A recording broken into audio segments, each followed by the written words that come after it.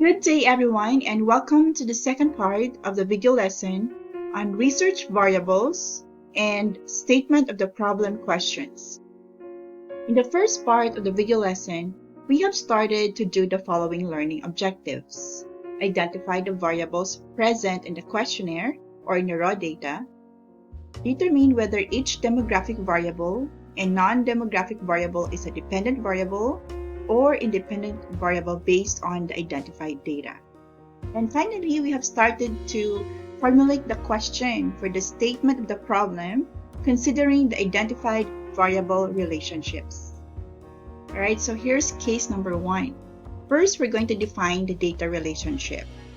What if we are going to pair up social media network variable with academic variable? What would be the question for our statement of the problem? We are now ready to formulate the SOP question and classify the variables. Our SOP question will be, is there a significant relationship between social media network and academic performance? Alright, so we are now going to classify the variables. So the process guide question is, which is the independent variable? And which is the dependent variable? Alright, so the independent variable is the social media network variable. And the dependent variable is academic performance. Why is that so? This is because we can have an assumption that the input of the students on social media network could impact their academic performance, either positively or negatively. So the input will be social media network, the X variable, and the output will be the academic performance or the Y variable. Alright, here's our second example or second case. When we pair the variable social media network with socio-demographic variables like age, gender, year level, family income, what would be the question for our statement of the problem? Alright, so we have identified or defined the data relationship. Now we are going to formulate the SOP question. Alright, so our statement of the problem question will be, is there a significant relationship between social media network and age, gender, year level, and family income? Alright, so which is the independent variable and which is the dependent variable?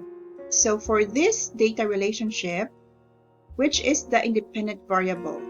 Okay, so the independent variable will be the socio-demographic variables like the age, gender, year level, and family income. So these are the inputs, the X factors that would impact the kind of social media network being used.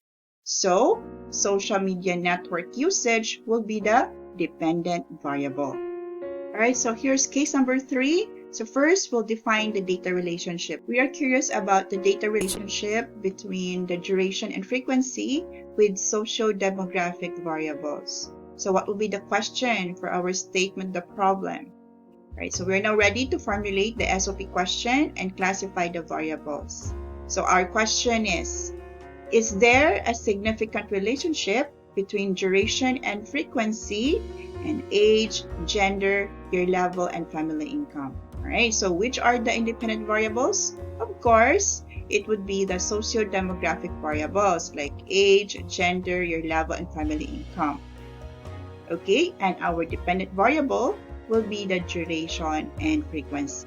Why? This is because we have an assumption that the input of the students on their demographic information could impact their duration and frequency of social media usage, either positively or negatively.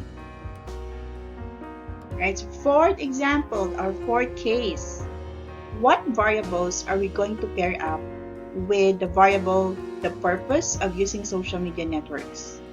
Alright, so we are curious to know the impact of the social demographic variables. So we can pair up the variable purpose of using social media network with the socio-demographic variables. So we are now ready to formulate the SOP question and classify the variables. Our question will be, is there a significant relationship between the purpose of using social media networks and age, gender, year level, and family income. Alright, so which is the independent variable? Of course, the socio-demographic variables, and the dependent variable is the purpose of using social media networks, assuming that the socio-demographic variables can impact the purpose of using social media network either positively or negatively. Case number 5. How about when we are going to pair the variable purpose of using social media networks with academic performance? So we are curious about the relationship between the purpose of using social media networks and academic performance. So what will be the question for our statement, the problem? Yes, we can have this question. Is there a significant relationship between the purpose of using social media networks and academic performance? So for this question, what is the independent variable? Yes, that would be the purpose of using social media networks.